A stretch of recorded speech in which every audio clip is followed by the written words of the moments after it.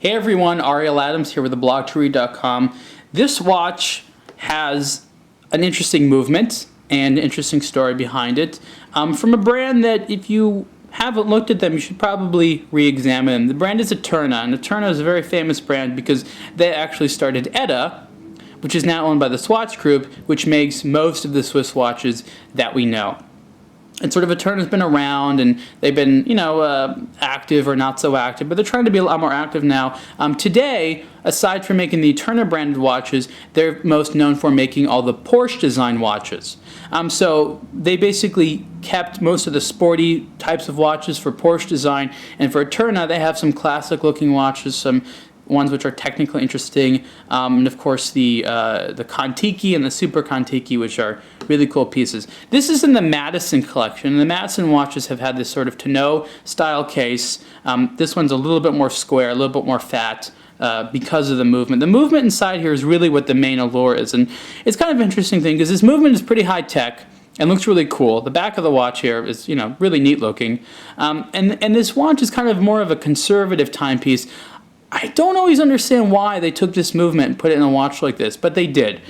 This is the second watch to come out with the Spherodrive movement. The first one was also Madison, a little bit thinner case, and you could see the Spherodrive in the front. This one is the 8 days, which means it has it's a manually wound movement with an 8-day power reserve indicator on the dial, and a big date.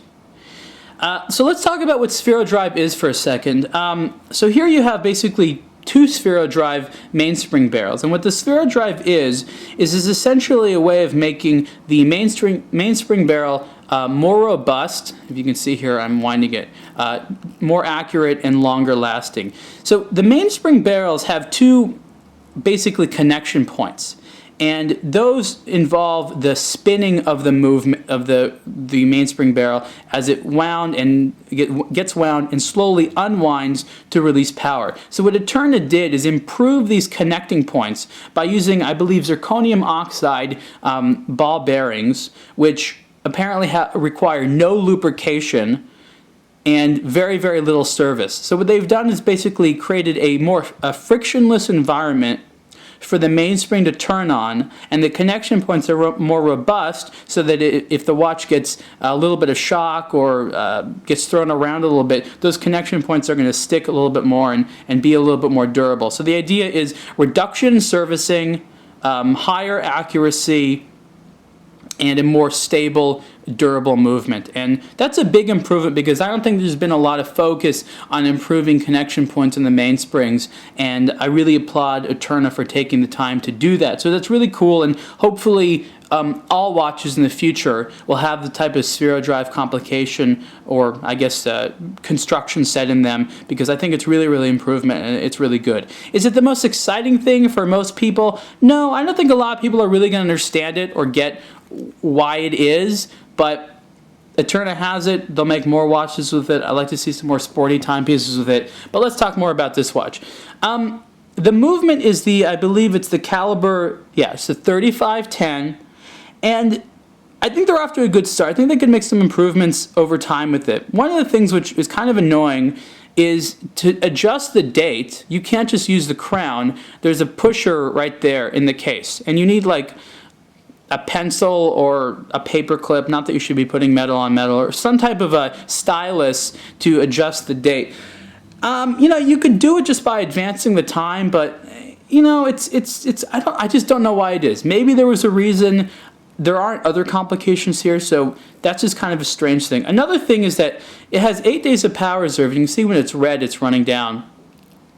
It takes a really, really long time to fully wind it. So the crown here, it's a very attractive crown, and it has the little 5 points, which actually correspond to the logo of Eterna, those little 5 points. And what those 5 points actually are, or it doesn't apply to this model, but they were the ball bearings in the automatic movements they used to have.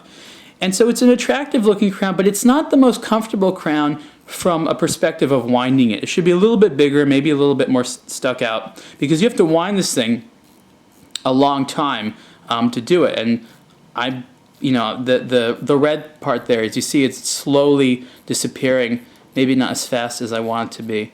Still winding, still winding. And this thing was basically almost completely half wound. Still winding, and what you really want to do is get the red completely out there. Still winding, still winding, and okay, we're about good. So now it's about fully wound. And so you can wait 8 days, but you're going to be spending like 3 minutes winding this if this thing is completely down.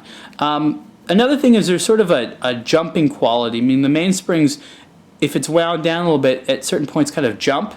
I think that's just how it's designed. It's kind of a strange thing. I think that Eterna should explain more, being like, that's normal.